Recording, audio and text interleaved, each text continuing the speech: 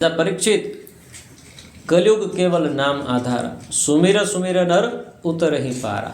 कलयुग एक एवो युग है कि बीजा युग में यत्फलम नास्ति तपसा न योगे न समाधिना तत्फलम लभ्यते सम्यक कलो तद हरिकीर्तना। सतयुग त्रेता और द्वापर युग में जे भगवान की कृपा हजारों वर्षों तप हजारों वर्षों यज्ञ और हजारों लाखों दान आप्याथी नहीं मळतुं ने ए ज फळ कलयुग में मात्र ने मात्र भगवत नाम लेवाथी मळे छे। तो भगवाननुं नाम लेवामां आवे ने तो पण मुक्ति थी जाए। परीक्षित राजा सुखदेवजी ने प्रश्न करे छे कि एवो कोई इतिहास छे करो कि भगवानना नाम लेवाथी पण मुक्ति थाय।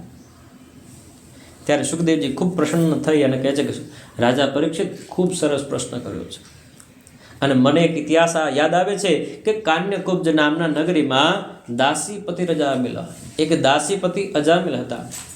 जन्मथी ब्राह्मण हता पण कर्मथी नष्ट थई गया हता अने दासीना संगमां एवा वीटायेला के चार चार संतानो थया पण मुक्तिनो मार्ग क्यारे प्रशस्त कर्यो नहीं।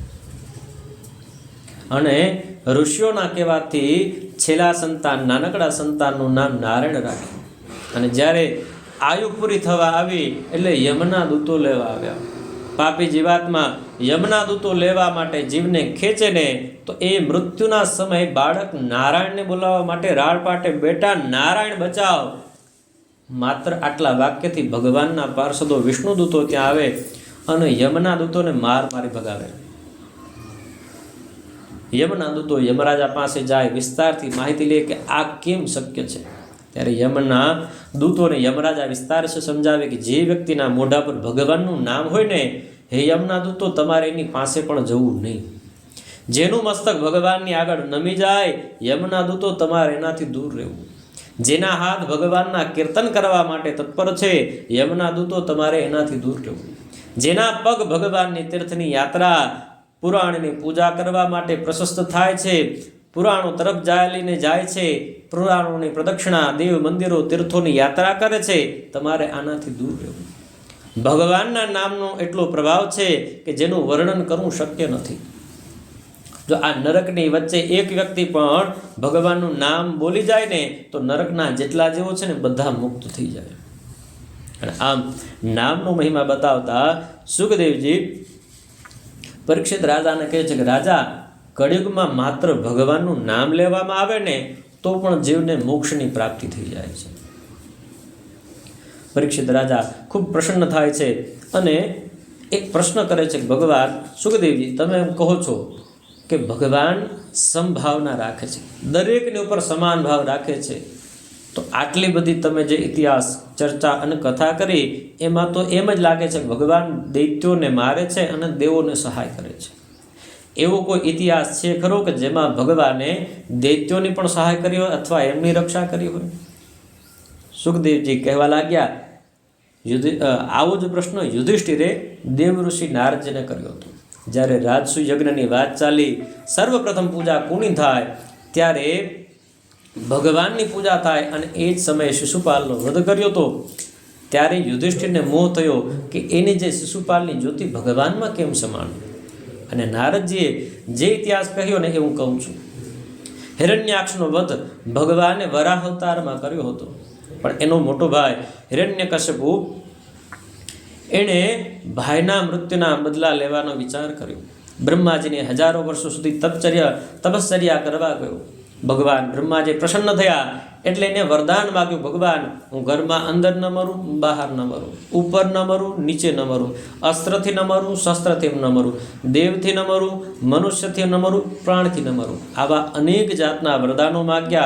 भगवान ब्रह्माजी एनी तपश्चर्याथी संतुष्ट थई तथास्तु कही दीधुं। पण हवे ए हिरण्यकश्यपु एटलो बळ अने पराक्रमी थयो कि कोईनाथी रोकी शकाय नहीं। त्रणेय लोकमां एनी सत्ता छे अने ए देवोने एनी सेवामां राखे छे। अने आज हिरण्यकश्यपुना 4 संतानमां सौथी नानुं संतान भगवत भक्त ए प्रहलाद थयो। प्रहलाद थोड़ा मोटा थया एटले हिरण्यकश्यपु गुरु आज्ञा अने शिक्षा मेळववा माटे संड अने अमर्क नामना शुक्राचार्यना 2 संतानो पासे मोकले અને ત્યાં ભણવા જાય. એક દિવસ બાળક પ્રહલાદ ભણીને ઘરે આવે, પિતા પ્રશ્ન કરે કે બેટા આજે તું શું શીખ્યો? સંડ અને અમર્કને એવી આજ્ઞા કે દૈત્યોને શોભે એવી જ નીતિ તમારે ભણાવી. પણ આજે પ્રહલાદ કહે છે કે હે પિતા, સર્વસ્વનો ત્યાગ કરી અને અંતે હરિના શરણમાં જવું જ જોઈએ. ભગવાન હરિ છે એ જ આ આખા જગતના સ્વામી છે, અને મારું તારું મમતાનો ત્યાગ કરી એના શરણમાં જાઓ. હિરણ્યકશિપુ ક્રોધિત થયા અને ઘા કરે છે કે મારા દૈત્ય પરિવારમાં આ કંટક ક્યાંથી થયો? ગુરુજીને સંડ અને અમર્કને આજ્ઞા કરે કે હવે ફરીવાર આવું ન થવું જોઈએ. એને પાછા એ જ ગુરુકુળમાં ભણવા મોકલે છે. અને સમયાંતરે જ્યારે પાછા આવે, હિરણ્યકશિપુ પાછો પ્રશ્ન કરે કે હવે તું મને બતાવ, તું શું ભણ્યો? ત્યારે પ્રહલાદ નવધા ભક્તિનો ઉપદેશ આપે છે. શ્રવણમ કીર્તનમ વિષ્ણુ સ્મરણમ પાદસેવનમ અર્ચનમ વંદનમ દાસ્યમ શક્ય આત્મનિવેદનમ. ભગવાનની ભક્તિ કરવાના આ 9 માર્ગ છે. ભગવાનનું નામ શ્રવણ કરો ને એ પણ ભક્તિ છે. ભગવાનનું ચિંતન કરો ને એ પણ ભક્તિ છે. ભગવાનના નામના જપ કરો ને એ પણ ભક્તિ છે. ભગવાનના કીર્તન કરો, ભગવાનની યાત્રા કરો, તીર્થધામોની યાત્રા કરો અને અંતે ભગવાનના આશ્રિત થઈ જાઓ ને, આ બધા જ ભગવદ્ ભક્તિના માર્ગો છે. અને આ વખતે હિરણ્યકશિપુ એટલો ક્રોધાયમાન થયો કે એને મારવા માટે તત્પર થયો. પર્વતોની ટોચ પરથી ફેંકાવે છે, સાપોની વચ્ચે દંશિત કરાવે છે, મદોન્મત હાથીથી કચરાવે છે, જળાશયોમાં અંદર ફેંકાવે છે, દૈત્યોની વચ્ચે નાખે છે, પણ કોઈ જગ્યાએ પ્રહલાદને કંઈ થતું નથી. હોળિકાના ખોડામાં બેસાડીને પણ મારવાના પ્રયત્ન કરે, પણ એને મારી શકતો નથી. ફરીથી એને ગુરુકુળમાં મોકલી દે છે. અને આ વખતે દૈત્યોના બીજા જે સંતાનો હતા ને એની સાથે મળી પ્રહલાદ ભગવદ્ ભક્તિનો ઉપદેશ કરે છે. બીજા દૈત્ય બાળકો પૂછે કે અમે જે ગુરુજીની પાસે ભણીને પ્રહલાદ તું પણ ત્યાં જ ભણશું, તો તારી અંદર આ જ્ઞાન આવ્યું ક્યાંથી? અને ત્યારે પ્રહલાદ કહે છે, જ્યારે મારા પિતા હિરણ્યકશિપુ તપ કરવા માટે વનમાં ગયા, ઇન્દ્રએ અમારા રાજ્ય પર ચડાઈ કરી અને હું મારા માના ઉદરમાં હતો. અને ત્યારે નારદજીએ ઇન્દ્રથી મારી માતા અને મને બચાવી, અને નારદજી પોતાના આશ્રમમાં મારી માતાની સાથે મને લઈ ગયા હતા. અને એ જ આશ્રમમાં નારદજી જે ઉપદેશ આપતા એ મારી માતા સાંભળતી, પણ કાળક્રમે મારી માતા ભૂલી ગઈ. મને એ બધા જ ઉપદેશો હજી યાદ છે. અને એ જ ઉપદેશોને શ્રવણ કરી દૈત્ય બાળકોની સાથે ભગવદ નામ કરે. ત્યારે સંડ અને અમર્ક નામના ગુરુજનો એને હિરણ્યકશિપુની પાસે લઈ જાય છે. અને આ વખતે અતિ ભયંકર ક્રોધથી હિરણ્યકશિપુ પ્રશ્ન કરે છે કે પ્રહલાદ, તું કહે છે કે તારા ભગવાન બધેયા છે, તો સ્તંભે કેમ ન દ્રશ્યતે? આજે સામે સ્તંભ દેખાય છે, લોઢાનો ચળકતો તપાવેલો, એમાં કેમ નથી દેખાતા?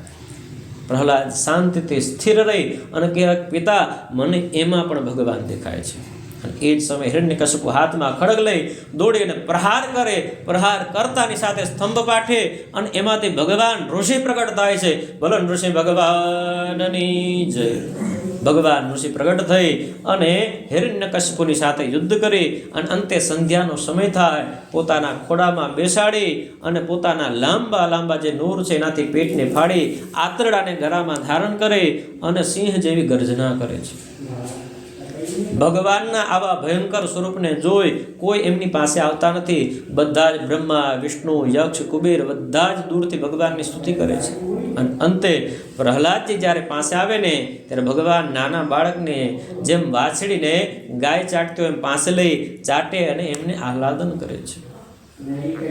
સુખદેવજી કહે છે, હે રાજા પરીક્ષિત, આ દૈત્ય વંશનો પ્રહલાદ હતો અને ભગવાને એની પણ સહાય કરી, એની પણ રક્ષા કરી. એટલે ભગવાનના હૃદયમાં ક્યારેય અસંભાવ હોતો જ નથી. ભગવાનના માટે બધા જ એક સમાન છે. એક જ નિયમ છે, જે ભગવાનને સ્મરણ કરે છે, ભગવાનની ભક્તિ કરે છે, ભગવાન એમની સાથે હંમેશાના માટે છે. બોલો શ્રી ભાગવત ભગવાનની જય. દ્વારિકાધીશ